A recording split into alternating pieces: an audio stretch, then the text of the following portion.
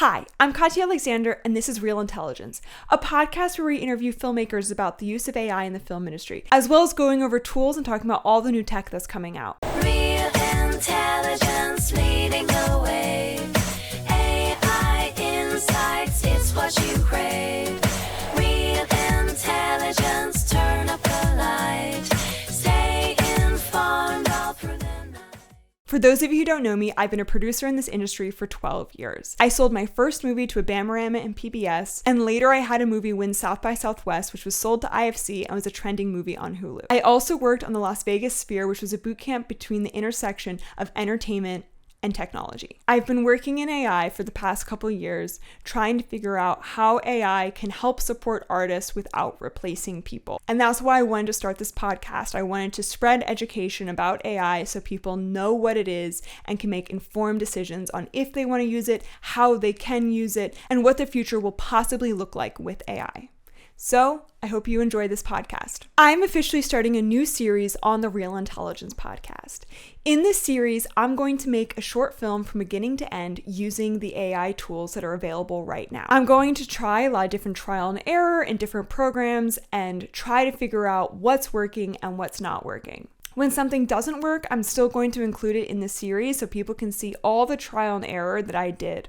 I know the basic process of how to use AI and have more control over it, so I'm going to be breaking down the different steps like that. And if somebody is in their bedroom and wants to make a short film from their bedroom, they don't have access to anything else, but they have a story to tell, I hope they can follow along this series and learn how to make that short film and make their dreams come true.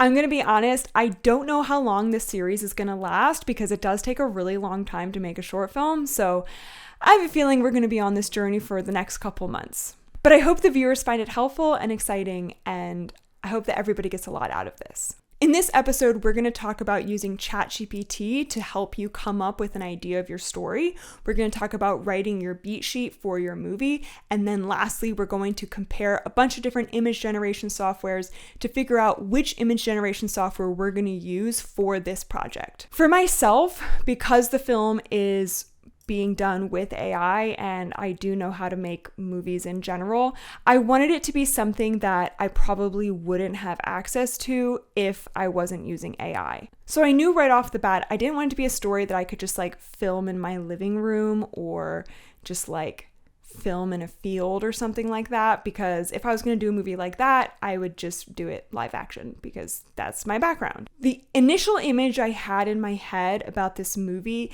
is that it's going to be this crazy neon party and all of this extreme high society taking place in the year 3000 and at this crazy mansion, all of the things that I don't have the budget to do by myself. That was the only thing I had really thought of so far. I put that basic concept into ChatGPT. I basically said, I want to make a short film. It's going to take place at this neon party light in this crazy mansion, year 3000. Can you ask me a bunch of questions so I can further flesh out my idea? It then asked me a bunch of questions. So I'm going to give examples of some of the questions it asked on the first time around. It said, what type of world is this going to be? A utopia or a dystopia? What's the cultural significance of the neon light party? Who is the main character? Are there any non-human characters? What's the central conflict of the story? Are there stakes tied to the party? What are the stakes? What are the themes and messages of the movie overall? How does it end? Is it going to have a resolved ending or is it going to be a cliffhanger? And what type of feeling do you want to evoke at the end of your movie? So I went through and I answered all of these questions. As you can see, ChatGPT didn't offer any answers to these questions and it didn't offer a plotline option. It just asked questions so that I could do all the thinking and I couldn't come up with my own plotline. I went through and answered every single one of ChatGPT's questions one by one. And at the end of every answer, I said, no need to respond to this. I'm going to go answer all of your other questions now. That way, all of my answers are updating ChatGPT's memory, but I'm not like being asked a billion more questions and like having to have a whole conversation about every single answer. I'm just trying to like get my answers out and then move on. I hadn't like thought of this stuff beforehand. I just kind of thought of it as I was approaching every single question, and the story kind of just came together in my head. When I finished answering all of ChatGPT's questions, I said, okay, great. I've finished answering all your questions. Could you come up with an outline for me of every single thing I've told you so far? So it broke down the whole outline, the setting, the protagonist, the conflict, the themes, the resolutions.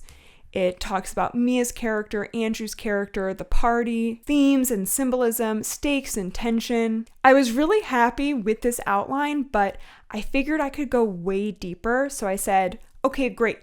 We have this basic outline so far. You know all these details now. You know who the characters are, the settings are, you know what's at stake, you know some of the different twists and turns. Now that you know all this information, can you ask me a bunch more questions so we can further flesh out and clarify different aspects of this script? Now, this time, the questions are more specific to the actual script and idea instead of just like, what are the themes and tones? Who is the characters? ChatGPT asked me questions like, what's Mia's backstory? How does Mia feel about being at this rich party? How does her personality influence her approach to this party and this mission? Why is Sasha infiltrating the party? How does Mia uncover Sasha's secret identity? Does Sasha have ulterior motives, or does he actually care about this underground society? What are the documents that Mia is stealing? Are these documents kept on a high-tech thing? What are the challenges that Mia faces during the heist itself? Who are the key people that Mia is avoiding? Are there secret and shady elements to the party itself? What does Mia's decision about not marrying Andrew say about her personality and her values? What happens if Mia succeeds at stealing the documents? Does she already have a way to distribute them? If Mia fails, what are the immediate long-term consequences for her? Does Mia have a clear plan going into this party, or is she improvising? Are you trying to hint at hope or anything like that at the end of your story? So these questions are way more specific to the story that I'm trying to tell. And answering these questions, I was able to flesh out way more. When I finished answering all of those questions, I asked it to give me another updated outline with all of this additional information. Sometimes I'll keep going, but for the sake of this film, I felt fine stopping there and moving on to writing the beat sheet. You may all be very disappointed to know the beat sheet was written the old-fashioned way. I closed ChatGPT, turned off the internet to my computer, opened the Final Draft program, and just started typing. I had this basic outline that ChatGPT put together while I was doing my brain dump and just telling it all this information. And so now it was up to me to figure out how the story was actually going to come together. Like, first shot was going to be in Mia's house as she's cooking dinner for her sisters to show how little food they have and how little they have in their home. But there's going to be a voiceover of them planning this heist together with all the people in the underground society. And then she enters this party, and when they enter the party, they both have fake IDs. Sasha has an ID that says his name is Andrew. Mia has an ID that says her name, I actually don't remember off the top of my head. So they look at Sasha's ID first, they barely look at Mia's ID, they send them all through. I was adding that to make it there be a little hint that Andrew is his real identity because he gave them his real ID. That's why they barely looked at Mia's ID. They're like, oh, this is legit. Okay, great. Both of you go through.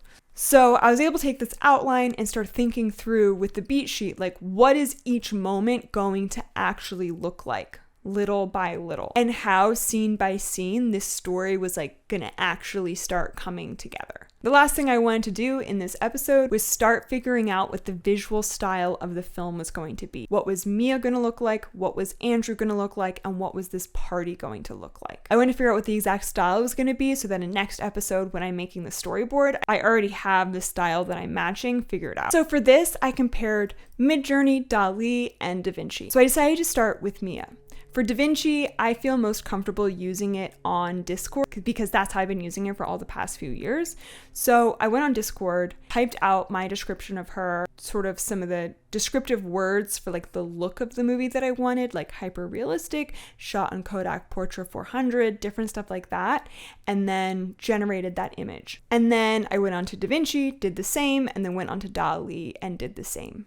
I will admit, I love DALL. I've used it many different times for a lot of different projects, but for this specifically, it wasn't giving me exactly what I was looking for. So I think DALL at this point is like kind of out of the running. But I got 2 different options from MidJourney that I really liked and 1 option from DaVinci that I really liked for Mia. So then I went on to Sasha. I did the exact same process with MidJourney, and then I gave DALL a second chance, and then I did it on DaVinci as well.